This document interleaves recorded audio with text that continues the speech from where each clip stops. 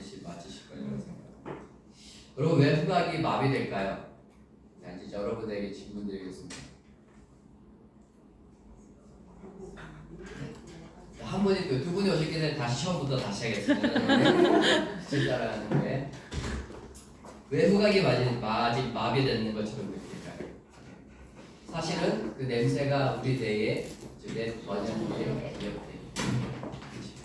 저는 기억되는 것을 다른 말로 이야기하면 우리 뇌에 저장되거나 우리가 그 냄새에 익숙해졌기 때문이 아닌가라는 생각을 해보게 됩니다. 이 앞에도 이런 아로마 향기가 지금 품어지고 있는데요. 향기는 이처럼 기체처럼 쉽게 날아가고 사라지는 것처럼 보이지만 사실은 익숙해지는 것이고 그리고 몸과 그리고 영혼에 그리고 몸에 그리고 우리의 삶에 짙게 배어 있다고 해도 과언이 아닙니다. 저는 부침에 딱 내리자마자 영님이 오히려 그 향기가 음식 풍기는 게 너무 좋더라고요. 익숙해진 것 같아요. 그리고 향기는 그 사람의 기호를 나타내주고 있기도 하고요. 여러분의 그 사람의 심리도 의미할 수 있습니다. 그 사람의 체질이나 습관이나 그리고 그 사람의 건강 상태나 마음의 상태도 그 향기를 통해 알 수 있습니다. 그리고 그 사람이 어디에 머물고 있는지 공간과 그 사람이 어떤 시간을 보내고 있는지 인생의 어떤 시대를 보내고 있는지 그 사람의 향기를 맡아보면 알 수 있습니다. 그렇다고 지금 여러분 옆에 있는 사람에게 꼬르륵 킁킁 거리시는 건 없고 향기가 그렇다는 거죠. 그 다음에 사건과 사고도 마찬가지입니다. 그리고 그 사람이 관계 맺고 있는 대상이나 사물이나 사람에 대한 그 관계 또한 그 향기가 말해주고 있다고 해도 과언이 아닙니다. 또한 향기는 지역도 민족도 나라도 설명해 주기도 합니다. 부산에 가면 부산 나름대로의 독특한 향기가 있고요. 공장지대인 어떤 도시를 가면 그 공장지대에 내키한 향기가 반드시 그 지역이 어떤 지역인지를 말씀해 주는 거죠. 분명히 나타내 주고 있더라는 것을 보게 되죠. 향기는 민족이나 나라나 그리고 한 나라의 역사까지도 대변해 준다고 해도 과언이 아니라는 생각을 하게 됩니다. 그런데 여러분 향기는 기억을 소환합니다. 추억의 맛, 기억의 향기라고 이야기했는데요. 향기는 기억을 소환합니다.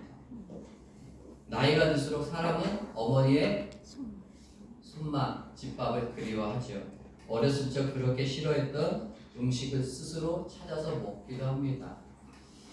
이런 신문 기사가 있어서 제가 한번 여러분들에게 읽어드리려고 합니다.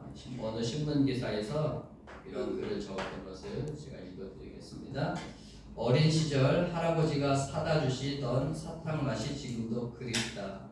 방학 때마다 열흘 정도씩 조부모님 댁에서 지냈는데 할아버지는 집에 돌아오시면서 사탕이 담긴 비닐봉지를 나와 동생에게 안겨주시곤 했다. 생강맛 사탕은 좀 맵고 딱딱했다. 캐러멜은 단맛이 강하고 찐득거려서 이에 달라붙었다. 지금 생각해보면 질이 아주 좋지 않은 군것질인데 나와 동생은 할아버지만큼이나 사탕 봉지를 기다렸다. 또 하나 그리운 건 엄마가 만들어주신 카스텔라의 맛이다. 정확히는 실패한 카스텔라였다.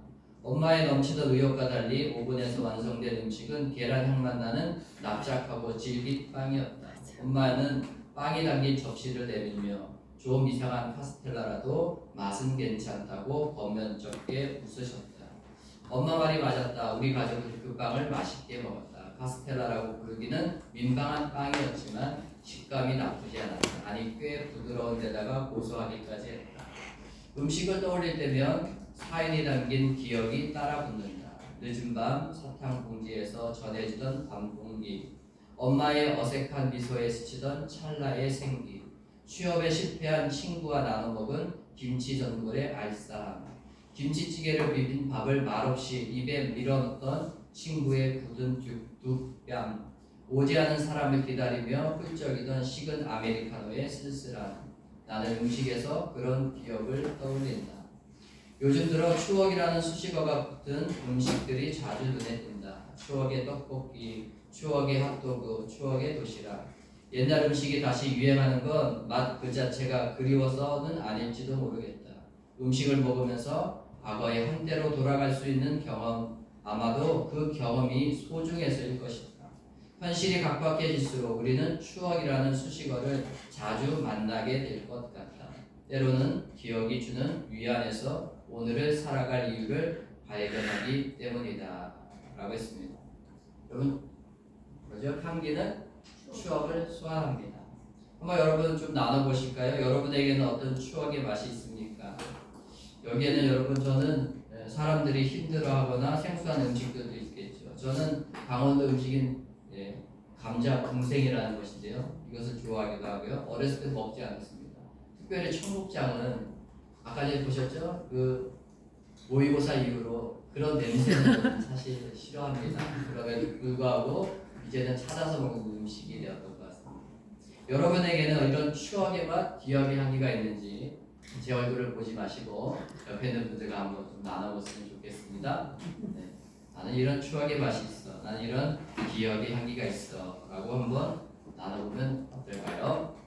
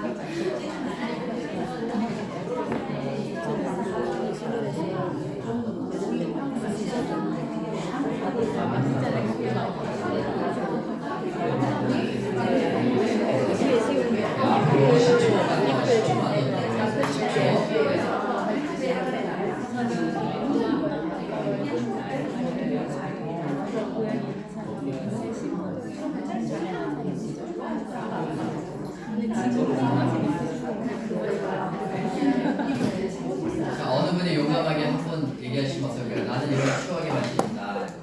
특이한 것도 괜찮고요. 일반적인 거, 뭐 추억의 떡볶이 이런 거 얘기하시면 안 됩니다. 제가 아까 얘기했죠? 네. 어떤 것이 있을까요? 용감하게 한번 설명이 아니라 발표하시고. 네. 마이크를 드릴까요? 10분 강의하실 거예요.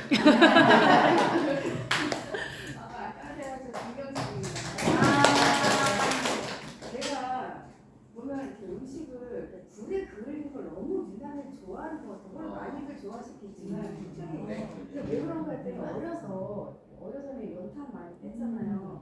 거기에 이제 저희 아버지가 저희가 되게 가난했거든요. 그러면 저희 아버지가 어쨌든 싼 거 많이 사가지고 와서 그 중에 옛날에 생산 뭐지 전어 뭐더라? 요즘 비싼 건데 알 많이 드는 거 양념이 비싸요. 아주 청어요. 그런 이거를 이대로 사오시는 거예요. 그래가지고 연탄불에 구워서 이렇게 줬는데 너무 그 향기가 저는 그만한 향수가 없다고 생각을 하거든요. 그래서 정말 맛있게 먹었었던 기억이 나는데 그래서 특히 제가 불내 나는 어떤 걸 되게 좋아하는 것 같아요. 그리고 이 청국장집에 갔는데 저희 옛날에 저희 엄마가 진짜 음식을 맛있게 하셨던 것 같아요. 특히 이제 겨울 되면은 이제 매주곤 일일이 쪄서 마름에다가 해가지고 그때는 향이 그렇게 좋은지 어쩐지 인식이 없었는데 되게 맛있게 먹긴 했었거든요. 근데 지금 커가지고 청국장을 아무리 찾아도 그때 그 맛이 안 나요. 왜냐면 요즘 많이 냄새를 죽이는 거였더라고요. 그러니까 냄새가 죽으니까 제가 먹을 때 맛있었던 청국장 맛을 못 찾겠는 거예요. 그래서 되게 아쉬워하면서 청국장을 먹고 그랬던 기억이 납니다. 전남이 김경숙 명숙입니다. 죄송합니다. 제가 저희 집사람이 자수로 만든 뭐죠 이거? 그렇지. 그렇지. 제 영화에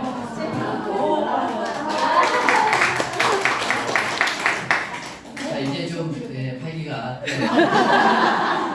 몇 개좀 더 있는데 제가 네.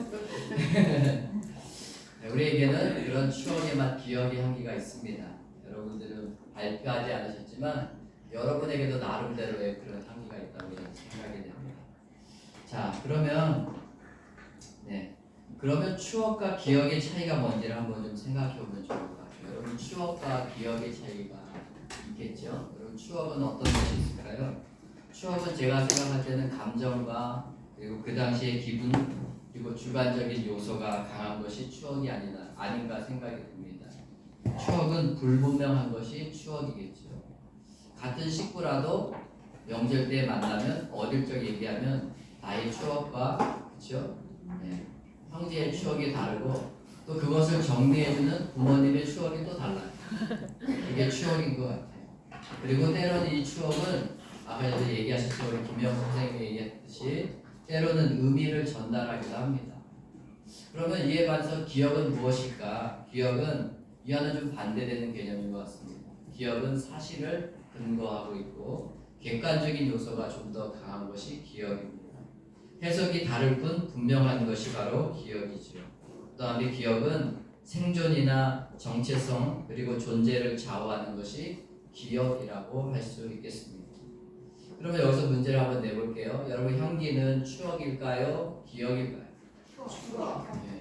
여러분 추억이라고 생각하시는군요. 네. 갑자기 썰렁하네요. 네. 기억. 저는 향기는 기억. 기억이라고 저는 생각됩니다. 내가. 그렇죠? 네. 실제로 향기는 기체라 쉬 사라진 것처럼 보이지만 그 사람에게 명확하게 분명히 남아있기 때문이죠.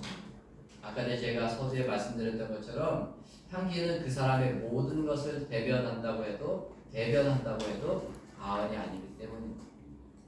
그렇죠? 네. 그래서 짙게 배이기 때문에 사실은 향기는 기억이라고 한다고 말씀드릴 수 있습니다. 네. 이런 이유로 향기는 냄새만을 의미하지 않고요. 다시 강조드리면 한 사람의 취향, 심리 상태, 감정, 말과 행실, 삶과 존재와 정체성이 바로 향기입니다. 그 사람의 직업, 신분, 그리고 삶의 질, 그리고 생활의 수준을 뛰어넘는 문화와 삶의 전부, 그리고 마치 운명이라고 해도 과언이 아닌 것이 바로 향기입니다. 요즘 어느 뉴스 보니까 마약 사범이 괜히 많아졌다는 그런 뉴스가 있더라고요. 그럼 마약의 향기도 마찬가지죠. 그 사람의 운명을 좌우한다고 해도 과언이 아닌 것이죠. 술, 담배, 커피, 그리고 앞서 살펴본 이런 음식들도 그 사람의 운명을 좌우한다고 해도 과언이 아닙니다. 그리고 동물도 한번 여러분 보십시오. 동물도 자신의 영역, 그 삶의 바운더리를 설정하기 위해서는 다른 동물들에게 그것을 나타내기 위해서는 나의 존재를 어떻게 드러내기 위해서는 배설을 해서 그 향기로, 그 냄새로 자신의 그 존재와 자신의 영역을 표시하는 것을 볼 수 있습니다. 그래서 향기는 추억이 아니라 기억입니다. 자, 여러분 오늘은 여러분 교재를 이제 보시면 좋을 것 같은데요.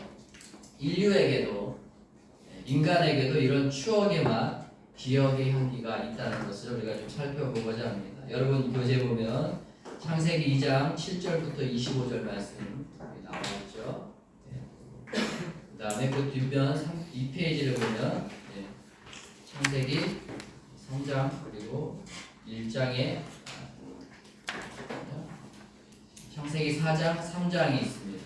여러분 좀 오래 걸리실 수도 있는데요.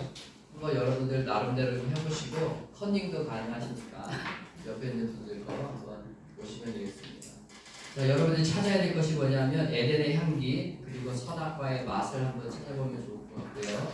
먼저 우리가 해볼 건 뭐냐면 창세기 2장 7절부터 25절에 나오는 여러분이 상상할 수 있는 모든 향기들을 거기에 한번 적어보시면 좋겠습니다. 예를 들면 뭐 강도 향기가 있겠죠. 끄덕이시면 선물 드립니다. 한번 이렇게 예를 들었습니다. 요 본문에 성경 말씀이기도 하지만 여러분 뭐 초등학교 다 나오셨으니까 이 말이 뭔지는 다 아실 거라는 생각이 들어요. 한번 여기서 여러분들 나름대로 상상할 수 있는 모든 향기를 한번 찾아보십시오. 어떤 존재도 되고요, 어떤 사물도 되고요, 어떤 사건도 향기입니다. 어떤 사람의 심리 상태, 감정, 말과 그리고 어떤 행동, 이런 것들도 다 향기입니다. 왜냐하면 그 사람 속에 향기가 짙게 되어 있기 때문이라는 것이죠.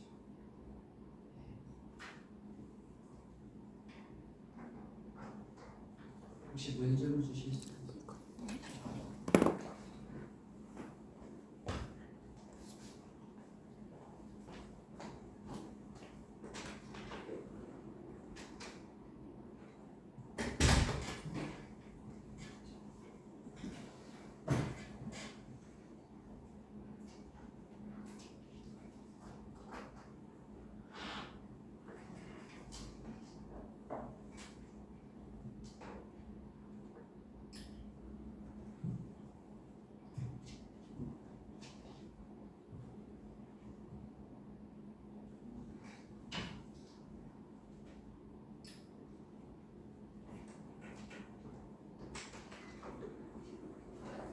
자, 여러분 좀 어려우신가요? 네, 그러면 2장 7절부터 25절은 저와 함께 좀 해보고 나머지 뒷부분을 여러분들이 해보시면 어떨까 싶습니다. 네, 한번 찾아볼까요? 첫 번째는 어떤 향기가 있습니까? 7절에 보면 네, 그렇죠. 땅 흙향이 나오죠. 비가 내릴 때 그 흙향은 여러분 다 기억이 나실 겁니다. 그 다음에 또 어떤 향기가 있을까요? 생기. 되게 똑똑하십니다. 생기.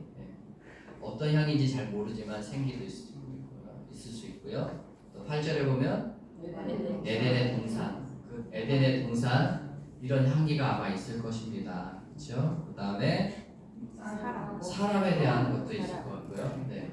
자신 있게 얘기하세요. 정답이 없습니다. 그 다음 또 무슨 향기가 있을까요? 네. 근데 거기 보면 형용사를 빠뜨리면 안 됩니다. 아름답고 먹기에 좋은 나무. 그 다음에 생명나무. 그 다음에 선악을 알게 하는 나무도 무엇인가 향이 있었겠죠. 그 다음에 강의 향기도 있었을 것이고요. 그 다음에 또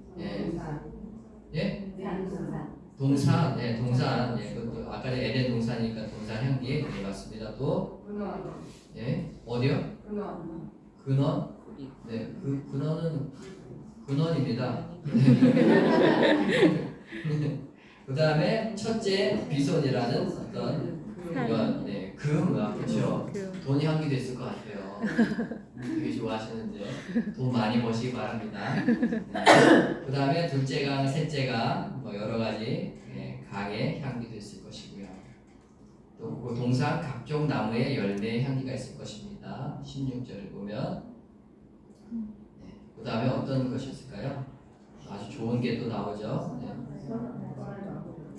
소나파의 나무 열매 아까 전에 했습니다. 감사합니다. 상처 주면 안 되는데. 죽어.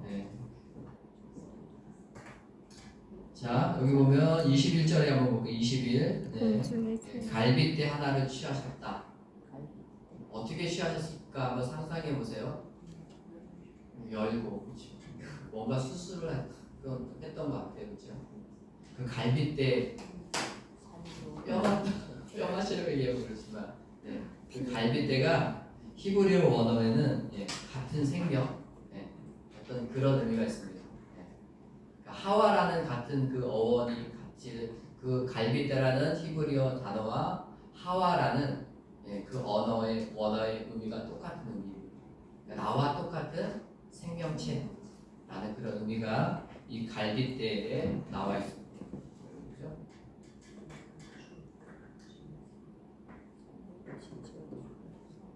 영상이 안 나오네. 그 다음에 또 뭐가 있을까요? 뼈도 있고요. 살 냄새도 있고요. 그렇죠. 그리고 한번 상상해 보시면 남자와 여자가 처음 둘이 만났어요. 남자는 깊이 잠들었는데 깨어보니 여자가 있었어. 그리고 두 사람이 벌거벗었으나 부끄러워하지 아니하니라라고 했습니다. 자, 여러분 여기에서 우리가 놓치는 향기가 있습니다. 놓치는 향기는 뭐냐면 7절에 나와요. 여호와 하나님의 향기. 하나님도 분명히 향기가 있었을 것이다. 왜요? 그 에덴 동산에 지금 우리가 맡았던 모든 향이 바로 하나님에게서 나온 향이었기 때문이라는 거죠. 여러분들 가정 주무시면 여러분들이 뭔가 가정을 가꾸실 때 대부분 도테라가 아니라 영리빙 오일의 향이 여러분의 가정에 계속 풍길 거라는 것이죠. 그 여러분의 존재일 뿐만 아니라 여러분 가정에 독특한 향이 될 수 있다는 것을 말씀하고 있는 거죠. 마찬가지로 창세기 2장 7절부터 25절에 나온 것은 이 모든 향은 하나님에게서 왔다 해도 과언이 아닙니다. 하나님을 증언하고 하나님을 나타내는 것이 바로 여기에 있는 향기가 하나님이라는 것을 의미한다는 것입니다. 네, 그런 것 같습니다. 네. 자, 그러면 여기서 나오는 향기는 어떤 향기냐? 하나님은 어떤 분이신가를 생각할 수 있겠죠. 하나님은 하모니를 이루시는 하나님은 하모니를 하나님은 제가 4시간 이상 버스를 타고 왔더니 정신이 좀 힘들게 갔습니다. 원래 말을 좀 더듬는데 더 더듬는 것 같아요. 기도해 주십시오. 조화로운 향기가 바로 여기 있는 것이고 하나님은 하모니를 이루는 것이다. 그리고 저는 이렇게 적어봤어요. 최고의 블렌딩의 향기. 그럼 블렌딩 해보셨는지 모르겠습니다. 저는 결이쌤하고 향수를 한번 만들어봤는데 참 어렵더라고요. 근데 제가 한 게 저희 집사람이 했던 향기보다 더 좋았어요. 지금도 좋아지고 있어요. 저는 집에 어떻게 갈지 잘 모르겠는데 아무튼 우선 그래서 내뱉고 보는 거죠. 말을. 그렇습니다. 이런 조화로운 향기, 최고의 블렌딩 향기가 바로 하나님의 향기가 아니었을까라는 생각을 하게 되고요. 그 다음에 하모니라고 이야기했지만 이 모든 것이 연합을 이루는 향기가 바로 하나님의 향기, 창세기 2장 7절부터 25절에 나오는 향기라고 할 수 있겠습니다. 자, 이 페이지 한번 볼까요? 이 페이지.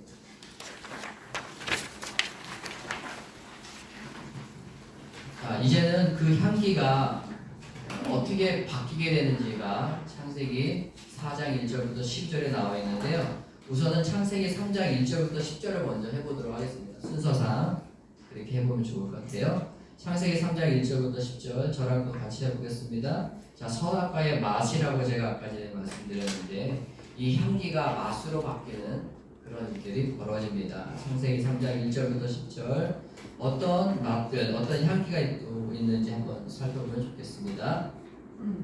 네. 자, 1절에 보면 뱀은 여호와 하나님이 지으신 들짐승 중에 가장 간교하니라 했습니다. 그래서 간교라는 그 원어적인 의미는 이중적인 의미가 있어요. 간교는 우리가 부정적인 의미로 보면 교활하다 이런 그렇죠.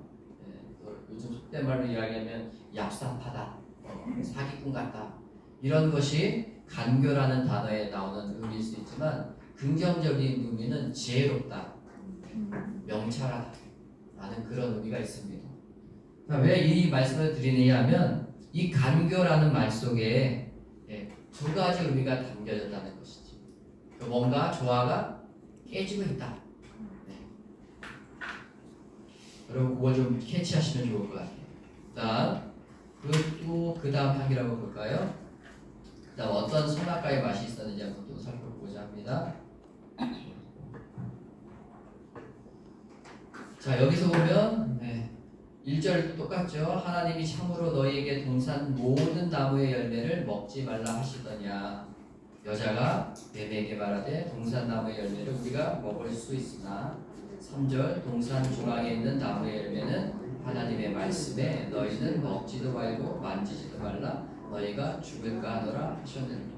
자, 여기는 어떤 향기가 있을까요? 죽음의 향기. 또 자, 이거는 하나님이 하셨던 말씀이 아니라 자기들이 뭔가 다른 향기를 거기다 집어넣은 것이죠. 가미한 것이죠. 하나님이 하셨던 말씀과는 전혀 다른 간교한 뭔가를 첨가한 맛이 바로 여기에 나온다고 할 수 있겠습니다. 향기로 접근하면요. 그러니까 하나님이 원래 이런 조화를 이루는 향기를 마련하셨는데 자기가 이 향기가 좋긴 한데 다른 것을 블렌딩 해버린 거예요.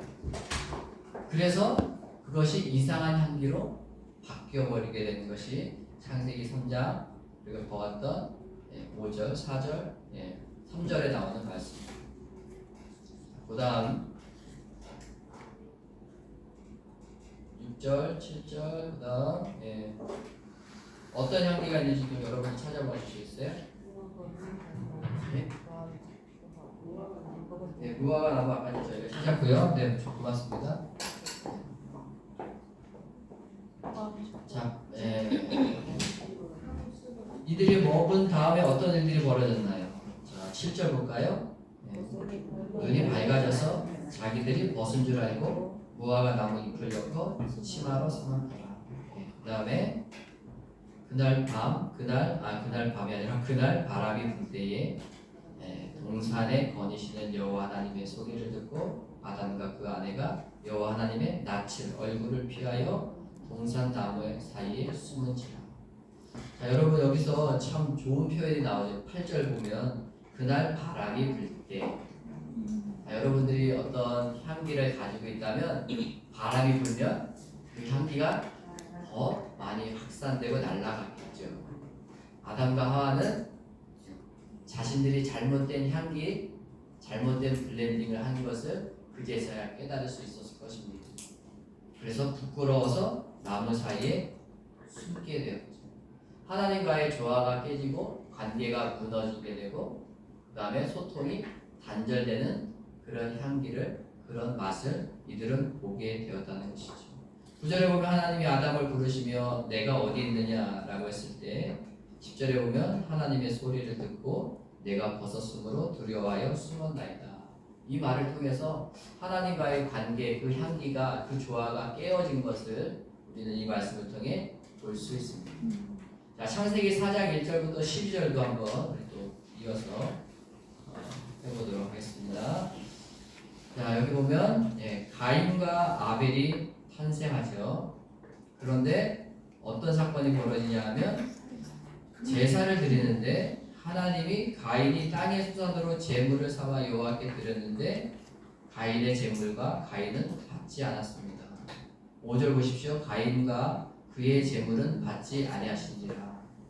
여기서 보면 제물이 중요한 것이 아니라 가인과 그의 제물이라고 했습니다. 어떤 것이 우선순위에 있고 어떤 것이 중심에 있냐면 사람이라는 그 자체, 가인이라는 그 사람 그 자체를 하나님 보시고 그의 제물을 받으실지 안 받으실지를 결정하셨다는 것을 의미하는 것이지요. 가인은 어떤 삶을 살았느냐 하면 바로 5절에 나와 있습니다. 몹시 분하여 안색이 변하니. 그렇죠? 그 다음에 7절에 보면 내가 선을 행하면 어찌 낯을 들지 못하겠느냐. 그러니까 이 사람은 가인은 선을 행했다 안 했다? 안 행했다라는 것을 알 수 있죠. 그러니까 하나님이 그 가인의 재물, 그 가인이 드리는 향기, 그 사람 전부, 그 사람의 전부에 배어있는 그 향기를 받으실 수가 없었다는 것을 의미한다는 것이죠. 그 다음에 9절 보십시오. 하나님은 이렇게 이야기하죠. 가인이 아벨을 쳐 죽이는 사건이 있습니다. 그러자 하나님이 가인에게 이렇게 말씀하십니다. 내 아우 아벨이 어디 있느냐. 그럴 때 그가 이렇게 대답하죠. 읽어주실까요? 그가 이르되 내가 알지 못하나이다. 내가 내 아우를 지키는 자이니까. 여러분, 상호관계가, 상호 존중이 무너지는 향기가 드러나고 있습니다. 10절에 보십시오. 내가 무엇을 하였느냐. 내 아우의 핏소리가 땅에서부터 내게 호소하느니라. 죽음의 향기가, 그 억울함과 그 한의 향기가 하나님을 향해 호소하고 있는 장면이 창세기 4장에 나와 있다는 것이죠. 그래서 가인은 땅을 경작할 수 없고 땅을 오히려 차지할 수는 있었지만 경작하지 못하는 그 땅의 능력을 알게 되기 위해서 소스가 나오는데 땅의 능력을 경험하지 못하는 유리방황하는 그런 사람으로 전락. 또 그 향기를 제대로 간수하거나 그 향기를 제대로 파악하지 못하거나 그 향기를 제대로 내가 사용하지 못할 때 그 사람은 안타까운 어리석은 일들을 범하게 된다라는 것입니다.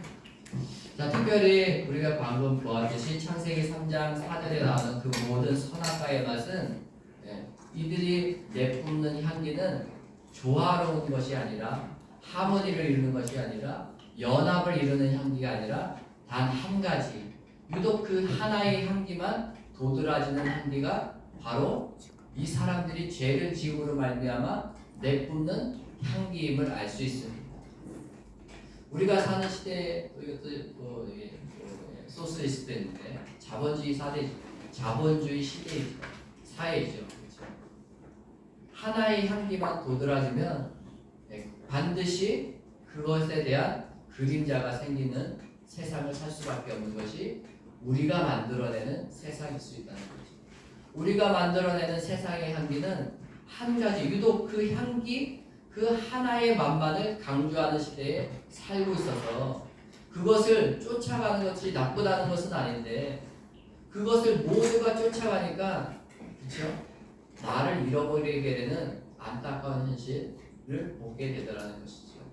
더불어 살지 못하는 그런 이상한 사회를 우리 스스로가 만들어내고 있음에도 불구하고 이 향기가 익숙해지다 보니까 어떻게 해요? 아, 그래도 되는구나 라고 생각하면서 아무렇지 않게 내가 내 아우를 지키는 자입니까? 내가 얘랑 상관이 없습니다. 마치 아담이 하와에게 했던 것처럼 당신이 나의 갈빗대를 취해서 만들어진 이 여자가 선악과를 먹겠기 때문에 나는 먹었던 것이지 나는 먹고 싶지 않았어요 라고 서로 자신의 책임을 회피하는 향기를 드러내게 되더라는 것이죠.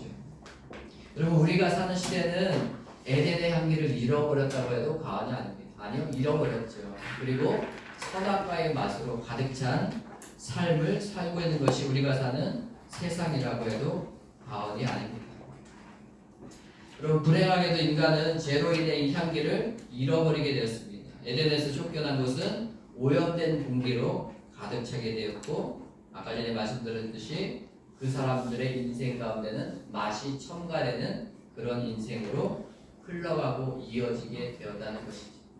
아담과 하와의 그 향기가 거기서 끝난 게 아니라 가인에게도 전가되더라는 것을 볼 수 있다는 것이죠. 여러분, 이런 제가 목사라서 이렇게 말씀드리지만 죄는 하나님의 명령을 어기는 것이 죄입니다. 죄는 하나님의 자리를 범하는 것이 죄이죠. 하나님의 명령은 다른 것이 아니라 하나님의 말씀, 그 하나님의 말씀인 기준과 질서를 어긴 것이 바로 죄입니다. 하나님의 자리, 그 하나님의 존재라고 의미할 수 있겠죠. 하나님의 형상, 하나님의 권위를 인간이 범한 것이 바로 인간이 저지르는 죄라는 것입니다. 여러분, 정리해볼까요? 에덴의 향기는 그리고 선악과의 맛은 정리해보겠습니다. 에덴의 향기는 친밀하고 동등하고 그러나 하나님과 다스림과 창조주와 피조물의 경계가 뚜렷한 하모니를 이루는 향기가 에덴의 향기였습니다. 그 안에는 지혜가 있었습니다. 존재의 의미가 부여되었고 상호 존중하고 공감하고 이해하는 향기가 에덴의 향기였고 조화롭고 연합하는 향기가 에덴의 향기였습니다. 그렇다면 선악과의 맛은 어떤 맛이었냐 하면 자극적인 맛만 도드라진 맛이었다는 것이지. 여러분, 여기 23층보다 더 큰 빌딩이 뭐죠? 저는 서울에서 오래 떠나 있었기 때문에 롯데월드, 제2롯데월드 그렇죠. 롯데월드 가서 자이로드를 타보셨죠? 네, 그 맛이 있습니다. 그렇죠? 짜릿한 맛이 있어요. 죽을지도 모르는데 우리는 와! 한 번 더 타요! 막 이러잖아요. 그렇죠? 그게 인간이 그죠? 절실하게 느끼는 맛이다 한다는 것이죠. 두려운데 그 맛을 느끼고 싶은 거예요. 그럴 필요가 없는데 그 맛을 우리가 추구하는 삶을 살고 있다고 해도 과언이 아니라는 것이죠. 그게 선악과의 맛입니다. 그리고 욕망을 채우는 맛에 익숙해지는 것이 바로 선악과의 맛이라고 할 수 있습니다. 왜 이런 맛을 지니게 됐느냐? 왜 이런 맛을 체험하게 됐느냐? 야고보서 1장 15절에 보면 욕심이 잉태한즉 죄를 낳고 죄가 장성한즉 사망을 낳느니라 했기 때문이죠. 바로 욕심 때문입니다. 그 욕심을 분별하거나 자기가 뭐죠? 좌지우지하는 다스릴 수 없는 능력이 인간에게 없기 때문에 바로 선을 넘는 경계를 넘는 맛을 인간은 즐기게 되었다는 것입니다. 자, 사람은 여러분, 죄송합니다. 이 죄로 말미암아 사람들 안에는 이제는 부서진 마음이 있었습니다. 기억의 향기가 있는데 그 향기가 기억인데 나에게 없는 향기가 되어버렸다는 것이죠. 나의 안에 에덴의 향기가 분명히 있는데 그 향기가 젖어가는 공간만 있지 그 안에 에덴의 향기가 없는 그 빈 공간, 빈자리가 저와 여러분에게 있었다는 것입니다. 있다는 것입니다. 있었다는 게 아니라 있다는 것이죠. 사람들의 마음에는 잃어버린 향기를 찾고자 하는 본능을 가지고 태어납니다. 부지무식간에 무의식 중에 이 향기를 찾고자 하는 갈망이 있습니다. 그리고 사람만 그런 게 아니라 동물들도 마찬가지입니다. 동물들에게는 어떤 본능이 있냐면 답에 나와 있어요. 귀소 본능, 회귀 본능이 있습니다. 자, 먼 거리를 이동하는 저런 철새나 그리고 제비 같은 경우에는 그리고 오른쪽에 보면 연어나 그리고 뱀장어 같은 물고기들 안에는 설명할 수 없는 본능이 있습니다. 이 동물들이 어떻게 그 수백 킬로, 수만 킬로를 이동하면서 누가 안내해주지 않는데도 불구하고 때마다 철마다 그 수많은 그 먼 거리를 이동하며 찾아가느냐는 학자들이 참 숙제라고 하더라고요. 여러분 이것을 가리켜서 귀소 본능, 회귀 본능이라고 할 수 있겠습니다. 사람들은 학자들은 말하기를 이 동물들이 별자리를 보고 옮겨갔을 것이다. 아니면 지형 지물을 보고 옮겨갔을 것이다. 이동했을 것이다. 그리고 지구가 도는 그 자기장 때문에 뭔가 그 센서가 있어서 그 자기장에 따라 이동했을 것이다 라는 그런 학자들도 있습니다. 그런데 여러분 무엇보다도 이들은 냄새를 이용해서 그렇게 먼 길을 찾는다는 설이 바로 유력하다고 합니다. 저는 학자가 아니기 때문에 인용을 했습니다. 여러분 사람들도 귀소 본능이 있고 특별히 동물들도 귀소 본능이 있는데 이들은 어떻게 그 먼 길을 찾아가느냐? 바로 냄새를 맡고 냄새를 찾아가면서 그 먼 거리를 이동하더라는 것이죠. 여러분 다시 한번 강조합니다. 여러분에게도 잃어버린 향기를 찾고자 하는 귀소 본능이 있어요. 네. 아멘 하면 좋겠습니다. 네. 여러분 일반적으로 이것을 가리켜서 종교심이라고 합니다. 잃어버린 향기를 찾고자 하는 사람들의 일반적인 모습은 돌을 쌓거나 그렇죠? 서당당에서 뭔가 이제 헝겊을 걸고 그리고 새벽 미명에 자기 자녀들을 위해서 잘 되도록 달빛 아래서 목욕 재개를 하고 왜 하얀 속옷을 입었는지 모르겠는데 TV에서 보면 속옷을 입고 그리고 정한스를 떠놓고 여러 번 비는 것을 보게 됩니다.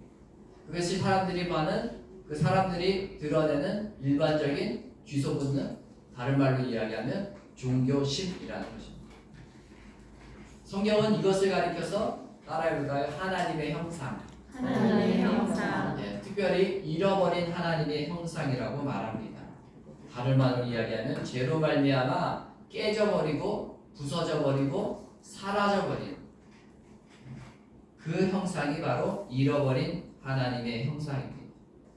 자, 여러분 교재 창세기 1장 24절부터 31절까지 말씀 한번 보면 2번은 귀소 본능, 회귀 본능이고요. 잃어버린 반드시 찾아야 할 하나님의 형상이 나와 있습니다.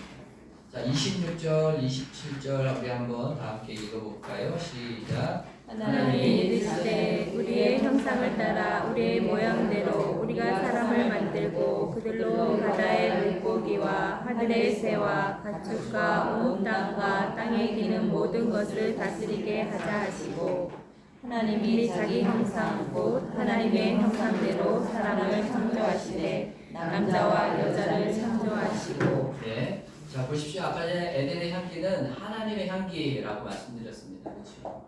하나님의 전부를 사실은 아담과 하와에게 하나님은 그 향기를 전수하신 것이죠. 그들은 뭐 향기인지 아닌지 잘 몰랐겠지만 그것을 가리켜서 다른 말로 이야기하면 하나님의 형상이라고 우리가 방금 읽었던 창세기 1장 26절, 27절에 기록하고 있습니다. 그리고 이때부터 29절에 보면 이들은 채소를 먹을 거리로 삼았지만 나중에는 육식이 노아 홍수 이후에 육식이 그들에게 허락되었을 뿐이라는 것이죠. 혹시 이 중에 비건 계시는지 모르겠습니다. 예. 두 분에게 뭐 선물을 여러분 동의하시면 드리고 아니면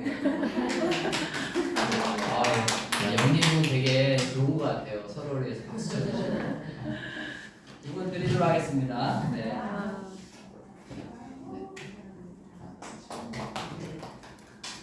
하나님의 형상이 바로 하나님의 잃어버린 향기라고 할 수 있습니다.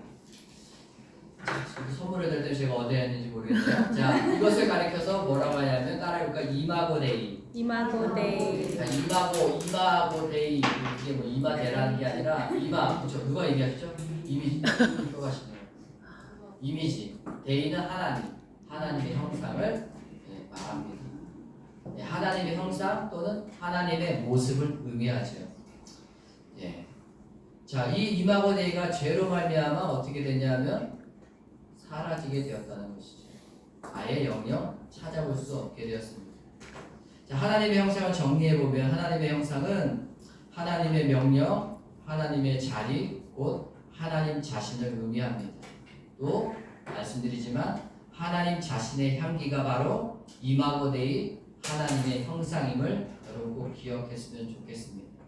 자, 그래서 이 하나님의 형상을 잃어버린 인간은 거짓과 위선의 향수를 만들어냅니다. 그래서 지금도 세상에는 두 부류의 향기와 향수가 충돌하고 있습니다. 여러분 화면을 보시면 향수라는 영화를 보신 분들이 계실지도 모르겠어요. 네, 저 사람이 향수를 만들다 결국에는 자기가 가장 사랑하는 그 여자를 죽이고 그 여자를 향수로 만드는 그런 아주 엄청난 일들을 범하게 됩니다. 왜 그럴까요? 익숙해져 있기 때문이라는 것이죠. 그래도 된다라고 생각하고 있고 도드라진 그 하나의 향기만을 추구했기 때문에 바로 이러한 일들이 벌어지게 된다는 것이죠. 여러분 우리가 사는 세상에는 아직도 여러 가지 향기가 있습니다. 가미된 향기, 첨가된 향기가 있는 반면에 자연의 질서를 따르는 영림인과 같은 여러분 안 좋아하시네요. 글쎄 어떻게 할까요? 이런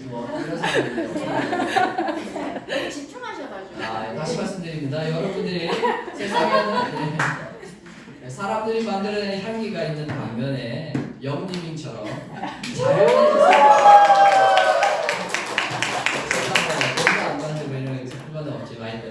자연을 따르는 향기가 반드시 있다는 것입니다. 여러분 그런 의미에서 자부심을 가지시라고. 여러분 이 둘의 차이는 방금 전에 말씀드렸듯이 하나님의 형상을 어떻게 이해하고 해석하느냐에 달려있다는 것이죠. 그 하나님의 형상을 어떻게 담아냈는지에 달려있다는 것입니다. 아까 전에 결의쌤이 잠깐 말씀하셨는데 저희가 이 향기를 보면서 이것이 어떻게 만들어졌을까라는 것을 유추해보게 됐는데 나중에 또 설명을 드릴 겁니다. 그럼 바로 자연의 향기, 자연에서 온 향기를 따르는 그런 것을 전 너무 감동이 되더라고요. 자, 세상에는 두 가지 향수가 충돌하고 있습니다. 첫 번째 향수는 집착과 광기와 욕망의 향수가 있고 다른 향수는 무엇이냐면 이 계리형도 그 향수에 대한 잃어버린 하나님의 형상에 대한 그리움을 가지고 이것을 만들지 않았나 저는 생각해 보았습니다. 저도 계리형을 만나본 적이 없어요. 저도 아까 전에 말씀드렸지만 오일을 잘 모르는 사람입니다. 그런데 써보니까 좋더라고요. 박수 칠 줄 알았는데 안 했어요. 단계가 없으시죠? 열기와 갈망에 대한 향수가 서로 충돌하고 있습니다. 대부분 이 향기가 진하겠죠. 근데 이 향기를 가지고 있는 사람들은 이 향기가 사라졌으면 좋은 어떤 이 향기가 완전히 없어지는 그런 세상을 그리워하고 갈망하고 있더라는 거죠. 왜 이 향기를 모르지? 라고 생각하면서 이런 향수가 가득 찬 세상에서 그죠? 발향을 하고 흡수를 하고 호흡하는 삶을 살고 있더라는 것입니다. 본연의 하나님의 형상을 찾고자 그리워하는 향수는 사람들에게 그래서 종교심, 알지 못하는 신에 대한 갈망과 열기를 낳게 됩니다. 그렇죠? 지금도 세상은 오해와 다툼 그리고 분리와 분열을 낳는 왜곡된 향수가 세상의 기류의 중심이 되고 있습니다. 자, 여러분 그 대표적인 기류가 무엇이냐면 포장 문화입니다. 여러분 이 포장 때문에 바다가 지금 망쳐지고 있고 바다 생물이 죽어가고 있다는 거 아십니까? 여러분 신용카드가 있을 텐데 여러분들 일주일 동안 비건을 안 하시면 몰라요. 비건에도 좋은 비건이 있으니까 그 땅도 오염되었기 때문에 여러분들도 미세 플라스틱을 일주일에 신용카드 한 장을 저희 모두가 먹고 있다고 해도 과언이 아니라고 하는 뉴스를 보게 된 적이 있습니다. 바로 이 포장 문화 때문이라는 것이지. 가미하고 가양하고 그리고 본질이 아닌 부수적인 것에 눈을 뜹니다. 여러분 결혼 그죠? 2주년이 됐는데 남편이 이 신문지에다가 이렇게 여러분들에게 아름다운 장미를 준다고 생각해요.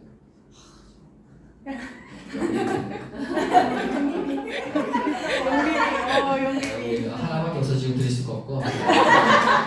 아니 하나 더 있어요. 아이고 하나 더 있어요. 하나 더 있어요. 사실은 제가 거짓말에 감이했는데 2개가 있어요. 이제 두 번째가 있습니다. 두 번째가 이게 특혜하고 있습니다. 여러분 이런 신문지에서 만약에 선물을 결혼 2주년이라고 여러분에게 사랑해 하고 줬다고 생각해 보세요. 난 너무 정말 여러분 대단하신 인격을 가지고 계십니다. 제일 힘들어. 옷이 문제죠. 옷이 문제죠. 여러분 정말 해안이 있습니다.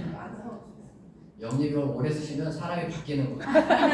이렇게 얘기하면 다들 나 안 받는다 얘기하지. 너 어떻게 나에게 기왕이면 포장해서 주는 게 더 좋잖아. 꽃이 더 예뻐. 그렇죠. 그럴 수도 있죠. 네. 좋은 자꾸 땡기게 되고.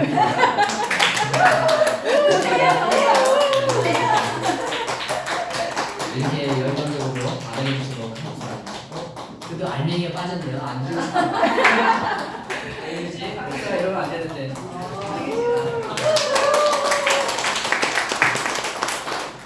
자, 여기에는 여러분 포장이 있고 가식이 있고 위선과 거짓의 문화가 있습니다. 이게 사람들이 만들어내는 향기예요.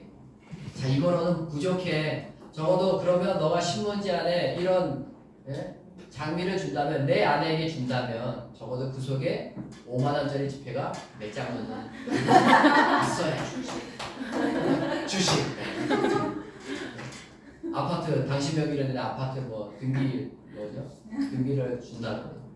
뭐 그래야 감동하지 않겠니? 라고 세상은 그 한 가지 향기를 우리에게 주장하고 있다는 것이죠. 여러분들은 깨어 있어서 그것이 아니라는 것을 거짓이라는 것을 알고 계시지만 대부분의 대부분의 여성 혐오적인 발언이기 때문에 대부분의 사람들은 그렇게 그것이 전부인 것처럼 살아가더라는 것이죠. 우리는 여러분 벌거벗은 몸이었습니다. 죄로 말미암아 내가 벌거벗은 몸이라는 것을 깨닫게 됐습니다. 그래서 사람들은 그때부터 포장하기 시작합니다. 치마를 엮어서 뭐죠? 무화과 나뭇잎을 엮어서 치마를 만드는 거죠. 그렇게 가려진다고 무화과 나뭇잎 여러분 이 옥처럼 된 게 아니라 금방 시들어 버리잖아요. 그러면 또 무화과 나무를 또 꺾고 포장하는 그 문제의 원인이 뭐냐면 저와 여러분이 벌거벗은 몸이기 때문이라는 것이죠. 아무런 향기가 없는 존재라는 것을 인정하고 싶지 않은 우리 안에 그 쓸데없는 자존심, 그 내려놓고 싶지 않은 자긍심이 있었기 때문에 사람들은 기왕이면 포장된 거, 그리고 같은 말이라도 가식적인 말이라도 내 기분을 좋게 하는. 네, 감사합니다. 저는 그렇다고 넘어가지 않습니다. 제가 잘생긴 걸 알고 있기 때문에. 자, 그렇습니다. 그래서 어떻게 되냐면, 여러분, 그러나 이 벌거벗은 몸은요, 사실은 하나님의 형상의 잔재라는 것을 그들은 깨닫지 못했던 거죠. 네. 내 안에 하나님의 형상이 있는 것을, 그 잔재가 있는 것을 자신은 깨닫지 못했던 것이죠. 하나님은 이것을 원하셨던 것 같아요. 너가 벌거벗은 몸을 라는 것을 처절하게 깨달으면 나의 향기를 찾아야 된다. 나에게 돌아와야 된다라는 것을 원했던 것 같아요. 근데 이들은 그것이 하나님의 형상의 잔재인 줄 모르고 그저 부끄러움만 감추기 위해서 포장하고 가식하고 위선하고 거짓으로만 그 부끄러움을 감추려고, 그 벌거벗은 몸을 장식하려고만 계속해서 혈안이 되어서 열심을 다해, 그리고 지혜와 자신의 모든 능력을 다해 그것을 쫓아가는 인생이 되고 말았다는 것이죠. 결국에는 사람은 하나님의 향기가 아닌 이 포장에 대해, 이 포장 문화에 대해서 속박하는, 포장 문화를 주인으로 여기는 삶을 살고 있다고 해도 우리는 과언이 아니라고 저는 생각이 됩니다. 그래서 이 포장만 쫓다가 결국에는 죽음을 당하게 되는 안타까운 모습을 보게 되더라는 것이지요. 자, 또 어떤 문화가 있습니까? 어떤 향기가 있습니까? 두 번째, 아까 제가 말씀드렸지만 물질 만능주의, 자본주의, 만모니즘, 부와 돈과 재산과 소유와 물질을 절대화시키는 그 유일한 향기를 우리는 맡으면서 지금 이 시대를 살고 있다고 해도 과언이 아닙니다. 여러분, 돈 냄새가 있죠. 돈 냄새 좋아하십니까? 네. 네, 저도 넘어갈 뻔했네. 지저스. 네. 돈 냄새, 돈의 맛을 알게 된 시대가 바로 우리의 시대라고 해도 과언이 아닙니다. 돈만 있으면 어떻게 해요? 대접받습니다. 그렇죠? 제가 오늘 여러분들에게 오셨으니까 10만 원씩 드리도록 하겠습니다. 박수 치고 여러분 멤버가 제가 30만, 100만 원씩 드리겠습니다. 차를 한 대씩, 메르세데스 벤츠, 그 옆자리에 앉을 수 있는 승차권을 드리겠습니다. 되게 좋아하실 거예요. 돈의 맛을 알고 있어요. 여러분, 애들도 돈의 맛을 압니다. 세뱃돈을 딱 받으면 언제부턴가 돈의 맛을 알게 되면 이제는 자기 거라고 주장하죠. 그렇죠? 엄마 아빠는 거기 왔다 갔다 하는 차비에 숙박비에 또 다른 아이들에게 세뱃돈을 주는데 자기는 고작 몇 푼 받고 좋아해가지고 자기 거라고 우기는 그 아이의 모습을 봅니다. 돈만 있으면 대접을 받고요. 다른 사람들보다 더 큰 우위를 차지하게 됩니다. 비즈니스에서 할 수 있고요. 그렇죠? 이코노미에서 더 이상 안 타도 됩니다. 그리고 세상은 돈을 가진 자에게 힘이 있다고 그렇게 여겨줍니다. 그리고 사실 돈이 힘이 될 수도 있지요. 그리고 이 돈을 가진 자는, 돈을 많이 가진 자는 가지면 가질수록 무한한 자유를 보장해 준다고 사람들에게 속삭이고 있습니다. 그래서 돈은 사람까지도 노예로 만들어 버리죠. 자기의 잃어버린 형상을 돈으로 가리고 싶은 거예요. 그렇죠? 치장하고 싶고 포장하고 싶은 것이죠. 그래서 돈이 우리 시대는 수단이 아니라 인생의 목적이 되어 버렸습니다. 나보다 혹시라도 이상한 것을 통해서 돈을 많이 벌면 그 사람 반드시 돈을 못 써야 된다. 우리는 막 열을 내죠. 그렇죠? 아닌가 봅니다. 네. 그리고 화폐와 가격이 상품과 가치를 정합니다. 네. 이 물건이 만약에 5만 원이라면 5만 원 적당하다라고 생각하시는 거죠. 이게 20만 원이라면 안 사는 사람도 있겠지만 정말로 이 돈이 20만 원이라고 할 때 사람들은 이 가치를 그 20만 원이라는 가치로 보게 되더라는 거죠. 그 돈이 모든 가치를 정해놓은 시대에 저와 여러분이 살고 있는 것이죠. 그렇죠? 그래서 돈이 상품의 모든 것을 결정하는 종속 관계를 만들어내고 있어요. 그래서 우리는 돈을 쫓아가는 인생이 바로 우리의 인생일 수 있습니다. 그러면 사람의 가치, 삶의 질도 돈의 많고 적음에 따라 나눠지는 시대에 살고 있습니다. 자, 여러분 교재에 여러분 2페이지 보면 이마고네의 일반적인 현상, 왜곡된 현상에 관한 부분이 나와 있는데요.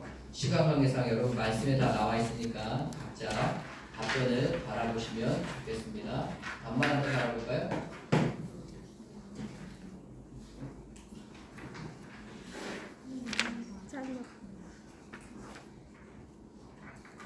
2번 해볼까? 이마고대에는 일반적인 현상, 사람들 속에 있는 뭐요? 종교심. 예, 꼭 더듬어 하나님을 찾아 발견하게 하려 하십니다. 그렇죠? 그 다음에 3번 이마고대에 빗나간 왜곡된 현상은 고통하는 때가 이르게 됩니다.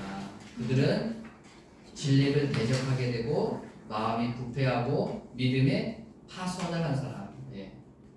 향로를 가다가 배가 부서진 사람처럼 된다라고 그렇게 답을 달아보시면 좋고, 시간이 되시면 여러분들 나중에 천천히 살펴보셔도 좋겠습니다. 네. 자, 그러면 오늘 이것도 하고 좀 더 쭉보다 좀 쉬겠는데요. 자, 이 이마고데이가 뭐라고 그랬죠? 하나님의 형상.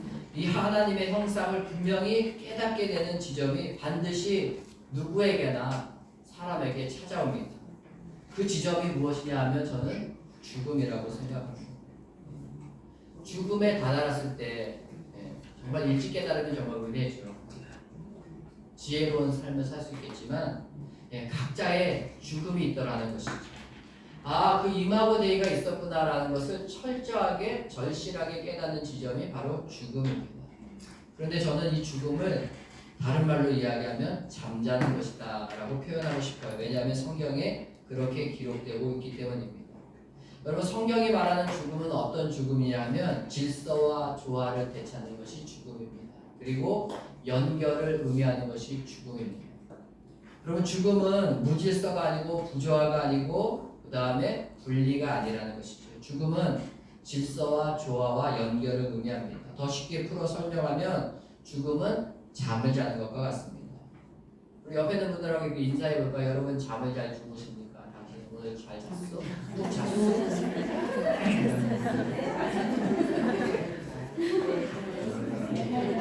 여러분, 잠을 잘 주무시는 분 한번 손들어보세요. 나는 머리에 그냥 베개에 머리만 대면 바로 잔다. 정말 축복받으신 분들이에요. 내리시고. 나는 잠을 잘 못 잔다. 돈 세느라고. 영리빙 때문에 잠을 못 잔다. 영리빙이 잘 돼, 나도 잘 되기 때문에 뭐 이렇게 걱정하시는. 네? 영리빙이 홈페이지 때문에 잠을 못 잔다. 손들으시죠. 유지선 되게 고생하는데. 그럼 왜 잠을 잘 자고 못 자는 건 무슨 의미가 있을까요? 왜 그 차이가 있을까요? 잠을 푹 잔다, 숙면을 취한다는 의미는 무엇입니까? 뭐 에이스, 시몬 땡땡 같은 그런 것들이 잠을 결정해 주는 게 아닙니다. 잠을 푹 잘 수 있는 이유는요, 자기 안에 걱정이나 미련이 배설한 상태를 의미합니다. 아무것도 없는 상태. 나는 걱정과 미련이 없어. 나는 어떻게 살지 걱정이 없고, 나는 또 돈이 너무 많아서 미련도 없어. 그러나 미련도 없어. 두 번째, 미래에 대한 막연한 희망 같은 것도 내려놓은 상태가 되어야 잠을 푹 잘 수 있습니다. 평안과 안식의 상태에 있어야 잠을 푹 잘 수 있는 것처럼 죽음도 마찬가지라는 것이죠. 죽음도 흐트러짐 없는 질서 속에 거할 때 죽음이 제대로 된 죽음을 맞이할 수 있습니다. 내가 죽을 때 혼자가 아닌 누군가와 조화를 이루는 것을 알게 되면 여러분, 그 죽음을 수긍할 수 있고 담담히 받아들일 수 있습니다. 내가 죽을 때 내가 그 죽은 이후에 내가 사랑하는 대상과 뭔가 연결되어 있는 상태라는 것을 확신하는 사람은 어떤 죽음도 두렵지만 무섭지만 소위 또 미련도 남지만 그 죽음을 담담히 받아들이는 것을 보게 됩니다. 그러니까 잠을 푹 자는 것과 마찬가지라는 것이죠. 시편 127편 2절에 보면 너희가 일찍이 일어나고 늦게 누우며 수고의 떡을 먹으면 헛되도다. 그러므로 여호와께서 그의 사랑하신 자에게는 잠을 주시는도다 했습니다. 왜 사람이 이렇게 잠을 잘 수 있을까요? 하나님이 그 사랑하신 자에게 잠을 주시기 때문에, 다른 말로 이야기하면 안식을 줄 수 있기 때문에, 또한 그에게 미련이나 걱정이나 이런 모든 것들을 기도함으로 맡길 때에 다 가져가 주시고 하나님 안에 있는 향기를 그에게 부어 넣어 주시기 때문에 평안히 잘 수 있다라는 것이죠. 시편 127편 2절에 나와 있습니다. 찾아보지 않으실 건데 제가 목사를 오래 해보니까 이렇게 적으시는 분들도 참 귀한데 안 찾아보시더라고요. 그렇지만 적는 것도 귀하다고 저는 생각이 하나님 여하튼 하나님이 흙으로 사람을 지으셨어요. 그리고 생기를, 하나님의 호흡을, 하나님의 창조의 능력, 그 숨결을, 하나님의 향기, 하나님의 공기, 하나님의 숨을 그에게 불어넣으시자 그가 생명이 되었다. 살아있는 존재, 의미 있는 존재, 가치 있는 존재가 되었다라고 2장 7절에 말씀하고 있습니다. 또한 아담은 이렇게 죽음을 경험해봤죠. 하나님이 아담을 깊이 잠들게 하시니 잠들매 그가 그 갈빗대 하나를 취하고 살로 대신 취하셨다라고 이야기합니다. 그럼 반드시 이걸 역으로 이야기하면 아담아, 그렇죠? 흙과 먼지와 아담, 사람은 연결되어 있고 조화를 이루는 것입니다. 이해되시죠? 그렇죠? 그 다음에 함께 그 질서 속에 거하고 있는 것이죠. 마찬가지로 사람도 남자와 여자도 동일한 것입니다. 남자가 뛰어나냐 여자가 뛰어나냐 그런 분별이 아니라 우위를 결정하는 것이 아니라 누가 더 중요하느냐 그것을 결정하는 것이 아니라 서로 조화를 이루어야 됩니다. 서로 연결되어 있어야 된다. 또 똑같은 하나님의 향기라는 그 질서 속에 거하고 있을 때 그 부부가 정말로 행복하고 하나님이 원하시는 그 향기로 가득 찬 가정을 꾸밀 수 있고 그 자녀들 또한 그 향기 속에 거하는 기쁨을 누릴 수 있다는 것을 보게 되더라는 것이죠. 그리고 창세기 3장 17절 19절 나와 있죠. 여기 보면 그럼에도 불구하고 이런 죽음이 변하게 되는, 변질되는, 아니 변질이 아니라 파괴되는 죽음으로 나오는 본문이 창세기 3장 17절부터 19절 23절에 기록되어 있는데 함께 읽어볼까요? 아담에게 이르시되 내가 내 아내의 말을 듣고 내가 먹지 말라 나무의 열매를 먹었은즉 땅은 따로 말미암아 저주를 받고 너는 내 평생에 수하여야 그 손을 먹으리라. 땅이 내게 다시금과 먹을 줄 것이라. 내가 먹을 것은 같은 채소인즉 내가 흙으로 들어갈 때까지 얼굴에 땀을 흘려야 먹을 것을 먹으리니 내가 그것에서 취함을 입었습니다.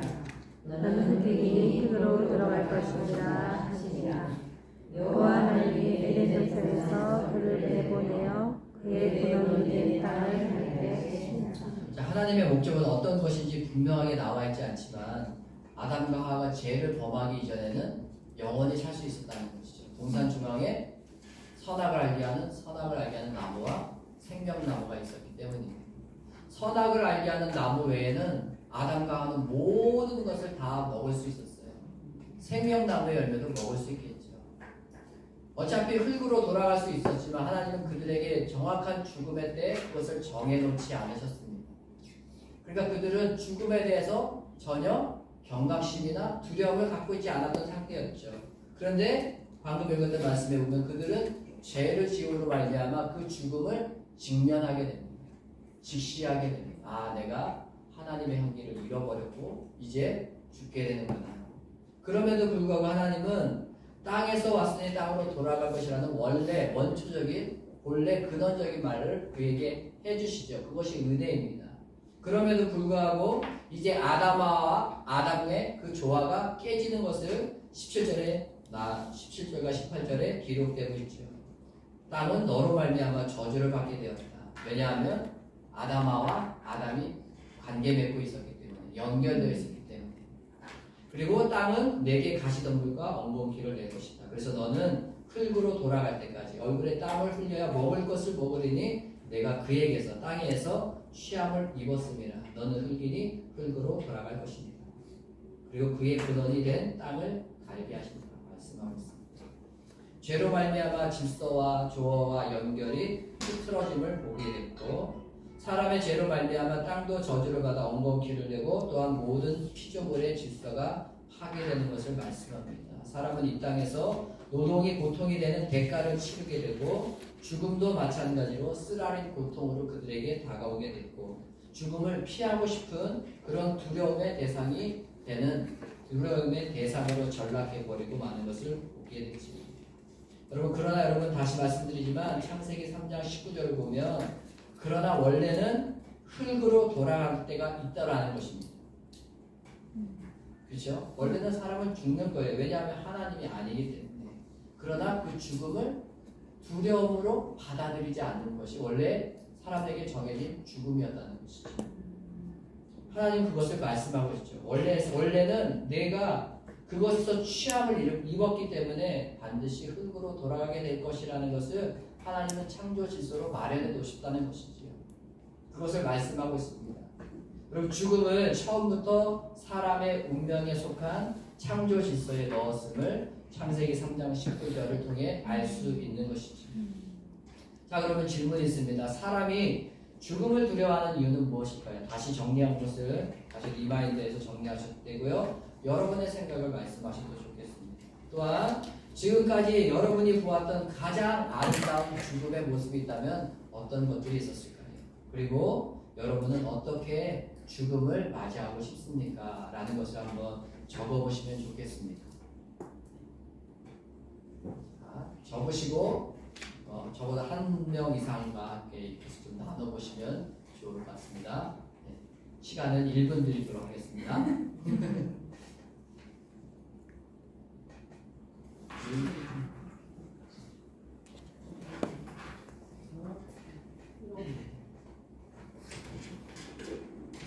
똑같이 썼어. 하다가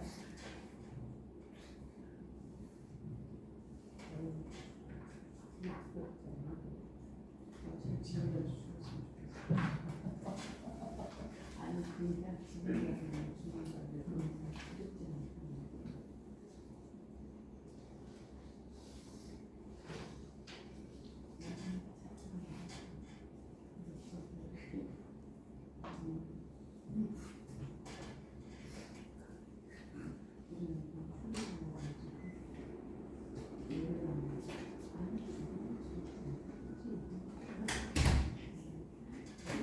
너무 잘해줘.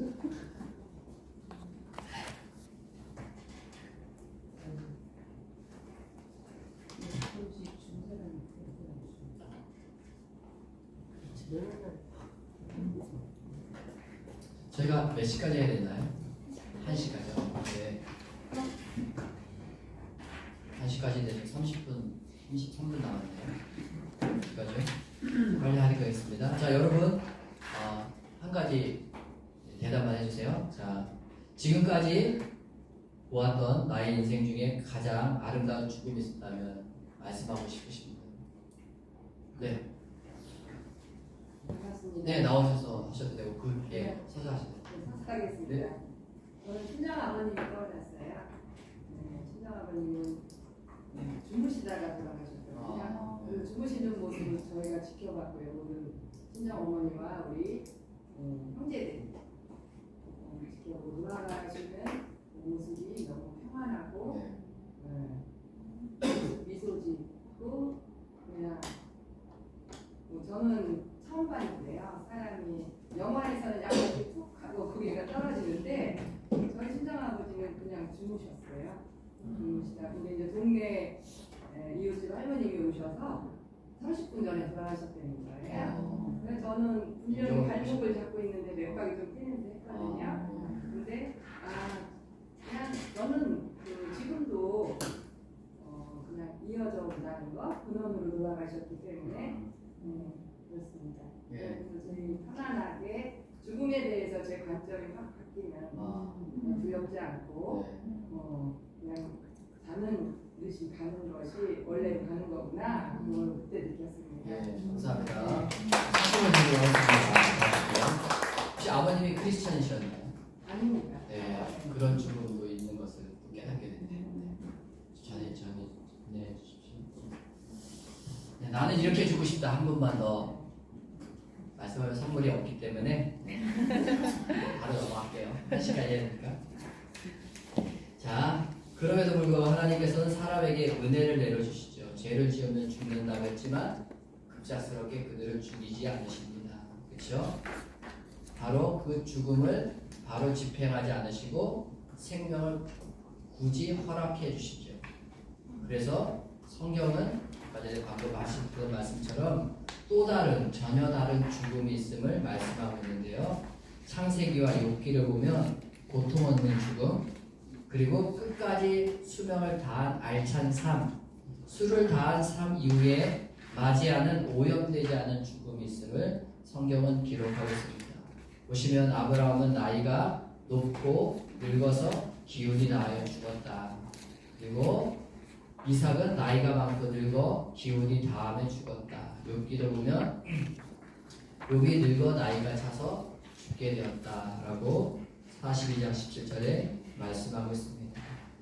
또 제가 이것을 준비하면서 묵상해 보니까 예수님의 죽음은 좀 달랐다는 생각이 들었어요. 편안하게 죽지 않으셨죠. 그런데 그 죽음은 우리에게 잃어버린 향기를 되찾게 해주시는 그런 능력이 되었다는 것을 보게 됩니다. 또한 예수님의 제자였던 스데반 집사의 죽음도 마찬가지입니다.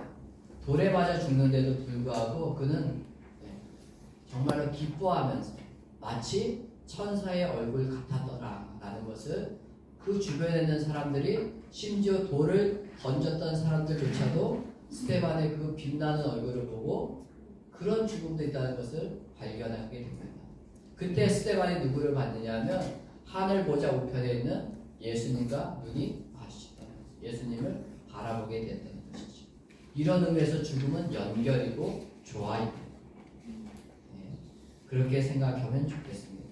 그러나 여러분, 이에 반해서 죄로 인한 죽음은 불협화음이고 무질서고 부조화를 일으키는 죽음이라고 우리 여러분 생각하면 좋겠습니다.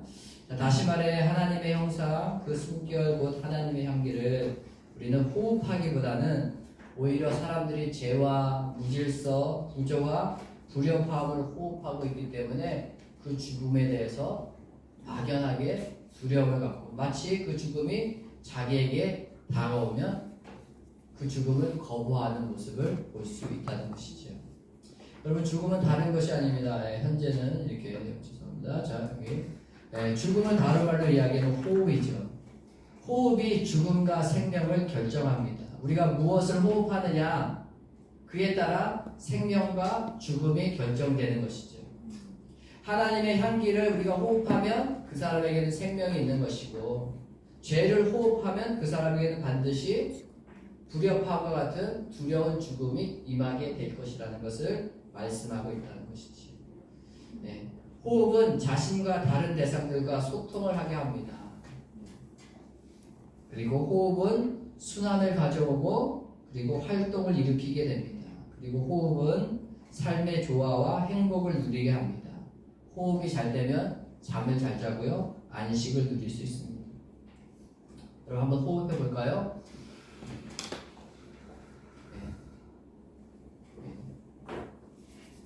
자, 하나님의 형상을 잃어버린 사람은 그러면 무엇을 호흡해야 될까요? 하나님의 형상을 호흡해야 된다는 것입니다. 하나님의 향기로 호흡해야만 생명을 보존하고 영원히 살 수 있기 때문이라는 것이죠. 성경에서 말하는 죽음은 바로 이런 죽음을 말씀하고 있습니다.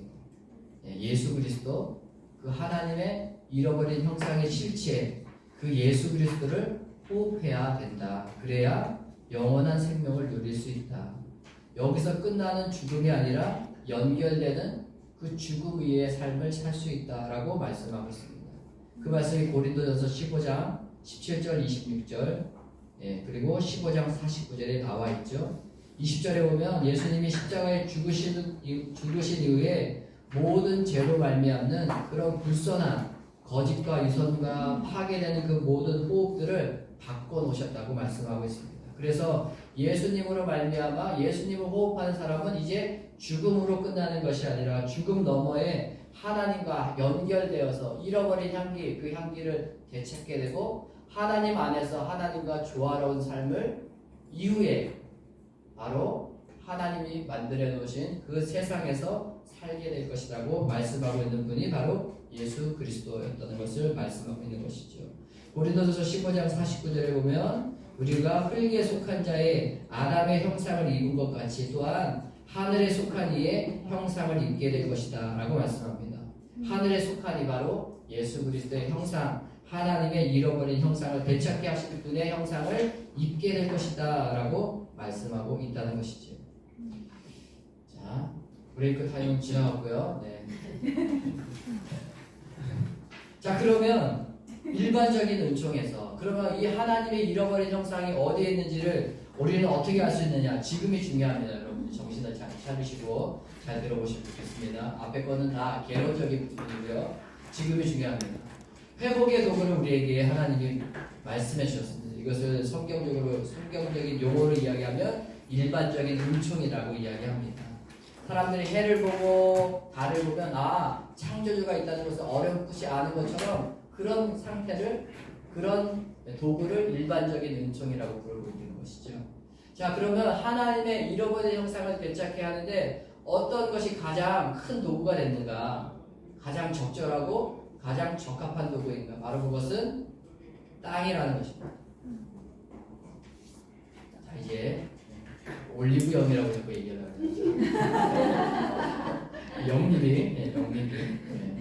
영리빙에서 가장 중요한 여러분들에게 부여되는 은혜로운 말씀들이 설교되고 있습니다.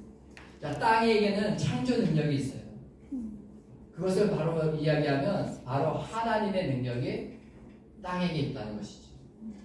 여러분 교재 창세기 1장 9절부터 13절을 보면 특별히 11절 12절에 보면 하나님이 세 번째 천지 창조를 할 때 하나님이 이렇게 말씀하십니다. 11절 볼까요? 하나님이 이르시되 땅은 풀과 씨 있는 채소와 각기 종류대로 씨 가진 열매 맺는 나무를 내라 하시니 그대로 되어 12절 땅이 풀과 각기 종류대로 씨 맺는 채소와 각기 종류대로 씨 가진 열매 맺는 나무를 내니 하나님이 보시기에 좋았더라. 자, 첫째 날, 둘째 날, 나머지 넷째 날, 다섯째 날, 여섯째 날을 하나님이 말씀만 하시면 그 말씀대로 모든 게 다 이루어졌어요. 그런데 특별히 셋째 날에는 좀 특이한 모습이 보여집니다.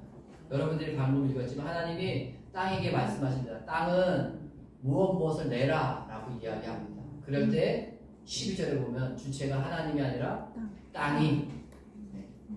그러니까 땅은 다른 피조물보다 하나님의 창조 능력을 자기 안에 가지고 있다는 것을 말씀하고 있는 것이죠. 자, 이것도 다른 말로 이야기하면 우리 안에도 그런 창조 능력이 원래는 있었다는 것이죠. 우리는 땅으로 빚어진 존재였기 때문에. 자, 중요한 것은 땅에 창조 능력이 있다는 것. 그것이 하나님의 잃어버린 형상을 되찾게해주는 가장 중요한 도구가 되었다는 것을 여러분들이 기억하면 좋겠습니다. 땅에게 이런 큰 책임을 하나님이 맡기셔요. 그래서 땅은 마치 움직이지 않는 것처럼 보이지만 실제로는 움직이는 힘이 땅에 있습니다. 여러분 여기 보면 이 척박한 땅인데도 불구하고 왜 이 척박한 땅이 됐습니까? 해만 계속 비쳤기 때문이죠. 그리고 번개가 치고 혹시나 바람이 불고 그리고 더군다나 이런 땅에 비가 내리는데 억수로 많은 비가 내린다면 여기에는 저렇게 개망초와 같이 저런 들의 꽃도 풀들도 자라나게 되고 그리고 생명이 잉태되고 또 창조되고 자라는 것을 보게 됩니다. 그것을 가리켜서 식물의 자생 능력이라고 말하는 것이죠. 하나님의 창조 행위가 바로 땅 안에 있기 때문이죠. 땅은 잃어버린 하나님의 형상이 있음을 가리키고 있습니다. 또한 히브리어 1장 12절에는 이렇게 나와 있는데 자, 이건 여러분 저도 모르니까 넘어갈까요? 히브리어로 여기 보면 외치 여기서 열매 맺는 나무를 이 구절이 바로 땅이 하나님의 창조 능력을 가지고 있는 그 의미를 내포하고 있는 구절이라는 것이죠. 이게 제 말이 아니라 히브리어 원어 성경에 나와 있는 표현이라는 것을 여러분들에게 말씀하고자 이것을 가져왔습니다. 외치 오세펠이라는 그 구절 안에 땅이 그것이 하나님이 명령하신 것을 스스로 냈다라는 것이죠. 창조해 냈다는 것을 바로 이 말씀에 기록되고 있습니다. 땅에게는 이러한 능력이 있다는 것이죠. 자, 땅에는 호흡하는 능력이 있습니다. 그리고 순환시키는 능력이 있고 반복하는 능력이 땅에게 있습니다. 땅은 열매 맺는 능력이 있다고 얘기했죠. 호흡 그리고 순환과 반복을 이루고 있는 것이죠. 땅이 만들어낸 식물은 사람들에게 산소를 내뿜고 이산화탄소를 마시게 합니다. 그것이 땅의 호흡이죠. 그리고 땅은 숨을 쉽니다. 그리고 사람과 동물 그리고 지구의 생명을 공급하는 게 땅의 능력입니다. 땅에는 거룩한 향기, 생명의 향기를 순환시키는 능력이 있어요. 그리고 반복하죠. 땅은 다른 개체 생물에게 쉼을 줍니다. 호흡과 순환을 반복함으로 생과 삶을 살게 합니다. 땅은 결국 다른 이들에게 삶을, 존재를 제공하는 게 땅의 창조 능력이었습니다. 그러나 여러분, 지금 우리가 사는 시대는 어떠합니까? 오염된 죄로 인해 땅의 호흡이 계속해서 멈춰져 버리고, 그리고 그 펄스가 느려지는 시대에 저희는 살고 있습니다. 종말을 향해 달려가고 있는 것입니다.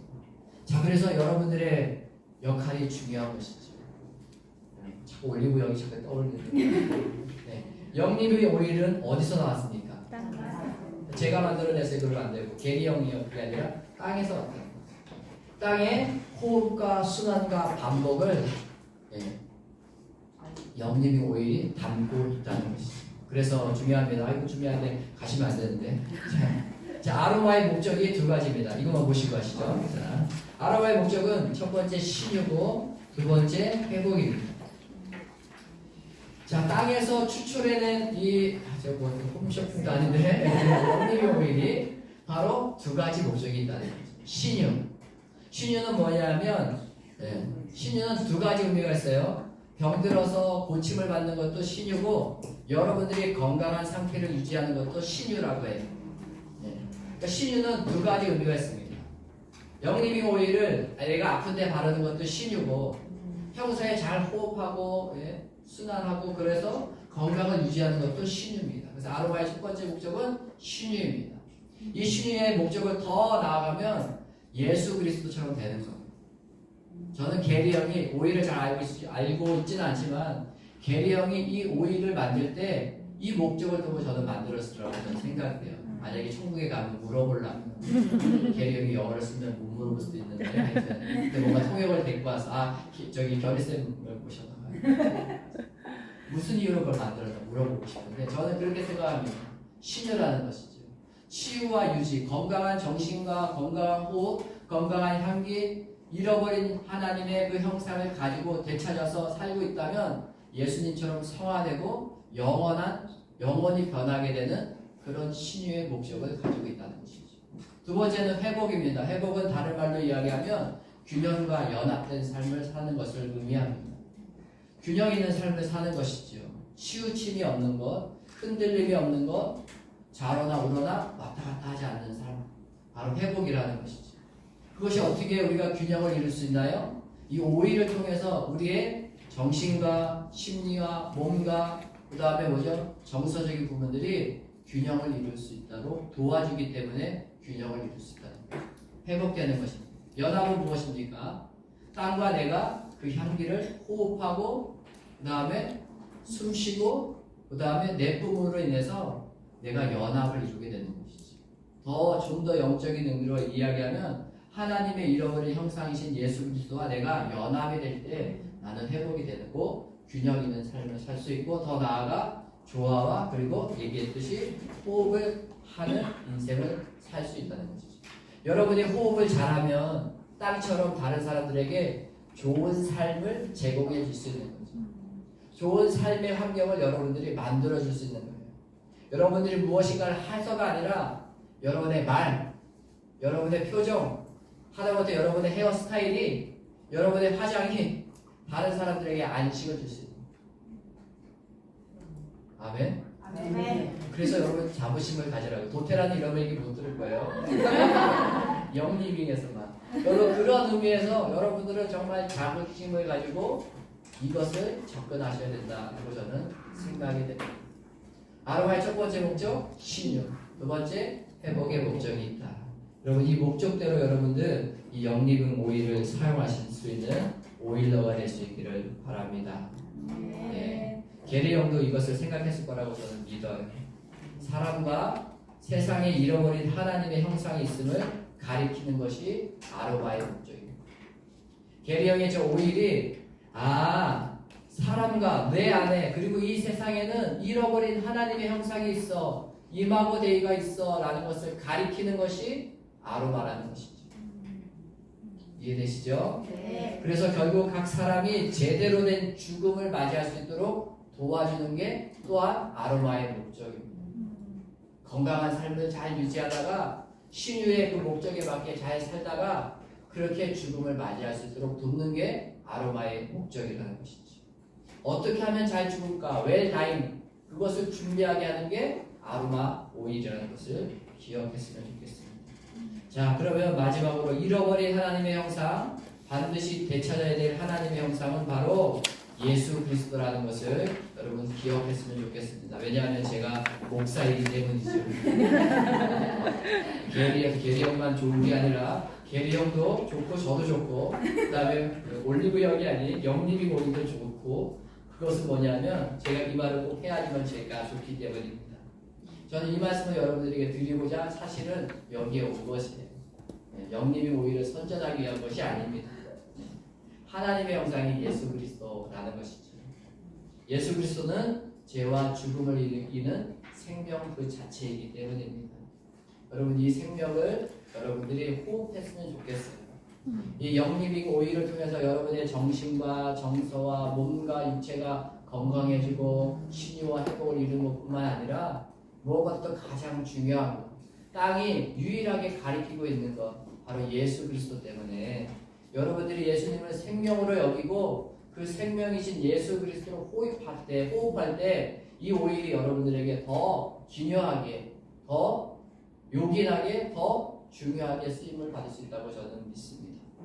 여러분 예수 그리스도인은 성령으로 예수 그리스도를 호흡하는 그리스도의 향기라고 말씀하고 있습니다. 자, 거기 보면 어디 나오죠? 네.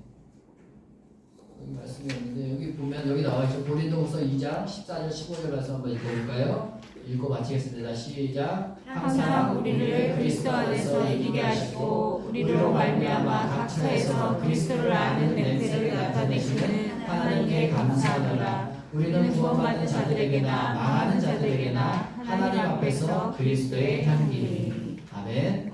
자, 그리스도의 향기라는 것이죠. 왜냐하면 그리스도의 생명, 그분과 연합되어 있기 때문이죠. 그분과 결혼해서 연합과 하나를 이루고 있기 때문에 우리는 죽음의 냄새, 죽음의 오더, 스멜이 아니라 생명의 향기, 아로마로 이 땅에서 살아갈 수 있다는 것이죠. 우리는 또 다른 땅, 아담아가 될 수 있다는 것입니다. 다른 사람들에게 잃어버린 향기가 있음을 가르쳐 줄 수 있는 사람이 될 수 있다는 것이죠. 저와 여러분이 이 세상 끝날까지 그리스도의 향기로 살았으면 좋겠습니다. 혹시 기회가 되면 또 다음 강의가 있으면 할 수 있어서 to be continue. 네, 저도 우리가 김계리 쌤하고 얘기하면서 한 4강을 했다고 말씀드렸잖아요. 그리고 이 향기는 아로마는 기름 부음으로 이어집니다. 성경에서 나오는 향기가 여러 가지가 나옵니다. 성경에서 아로마라고 언급되는 단어가 600번이 나온다고 합니다. 자, 기름 부음은 향기를 알 수 있는 대목이 기름 부음입니다.